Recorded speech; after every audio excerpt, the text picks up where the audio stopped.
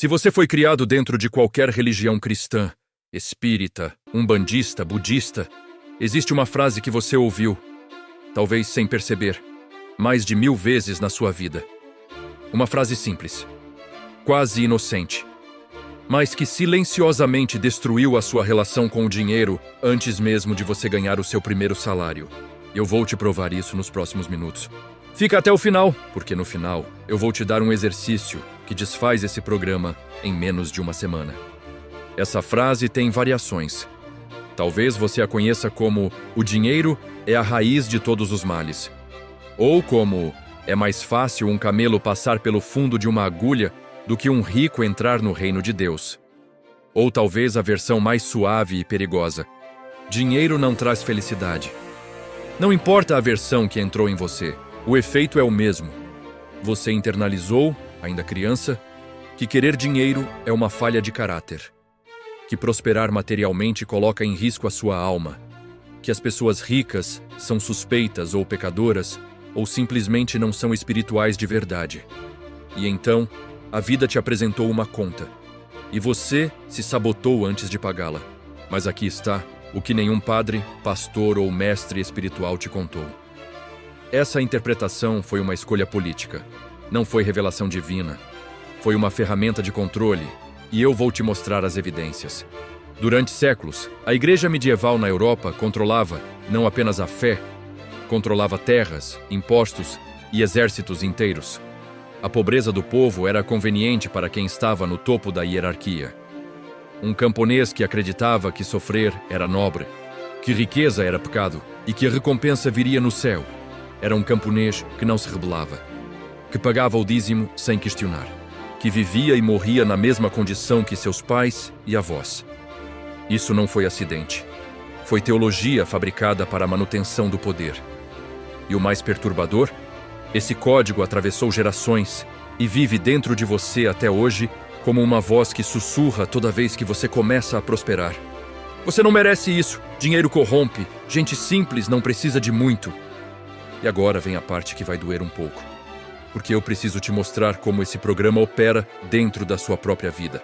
Provavelmente agora mesmo, enquanto você assiste a esse vídeo. Você já teve uma oportunidade financeira real na sua mão e encontrou uma razão para não seguir em frente? Já ganhou mais dinheiro do que o normal em um mês e imediatamente aconteceu um imprevisto que consumiu tudo como se o universo estivesse reequilibrando suas finanças? Já se sentiu culpado por querer ganhar mais, como se fosse ganância? Como se você estivesse sendo menos espiritual? Isso tem um nome na psicologia. É o teto de vidro emocional. E ele foi instalado por crenças que entraram em você antes dos 12 anos de idade, na maioria dos casos, dentro de um espaço sagrado, com música suave e a voz de alguém em quem você confiava completamente. Mais de 70% das pessoas que chegam até os meus programas de reprogramação financeira têm em comum uma coisa: foram criadas em ambientes religiosos profundos. Não estou dizendo que a religião é o problema.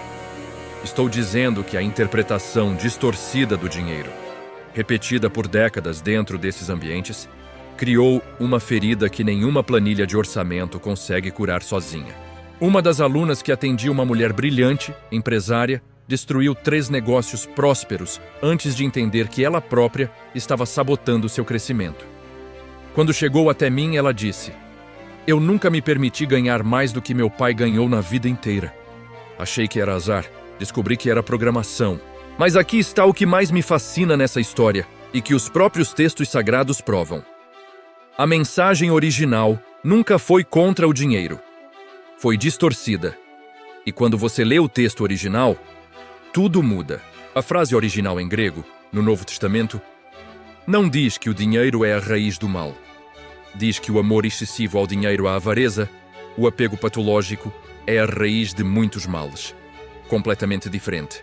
Salomão, considerado sábio nos 3 maiores monoteísmos do mundo, era descrito como o homem mais rico de sua época, e isso era visto como bênção, não como maldição.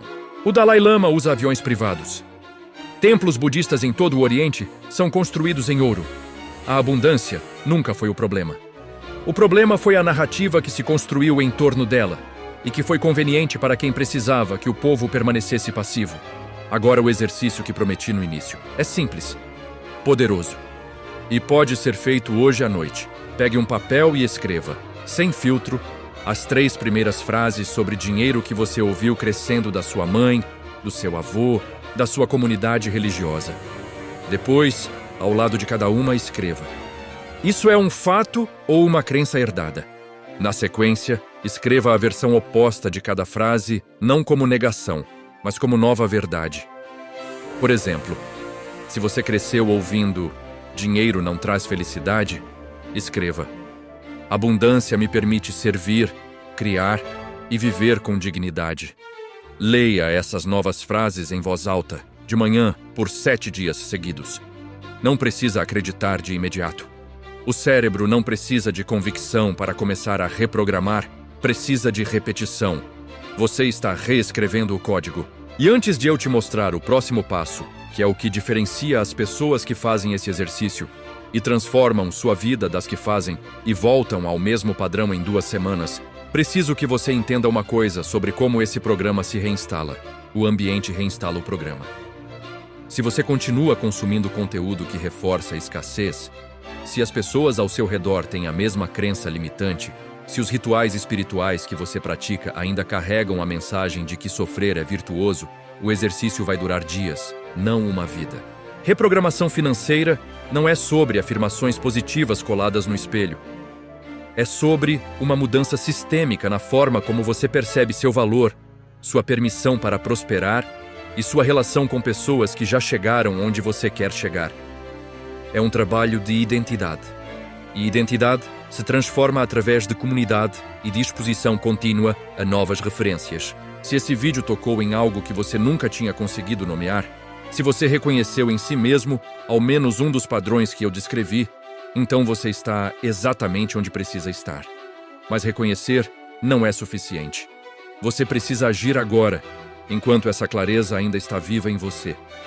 Inscreva-se nesse canal, ative o sininho, porque o próximo vídeo vai direto para a camada mais profunda desse programa e vai te mostrar como identificar os 3 gatilhos inconscientes que te fazem autossabotar toda vez que o dinheiro começa a entrar de verdade.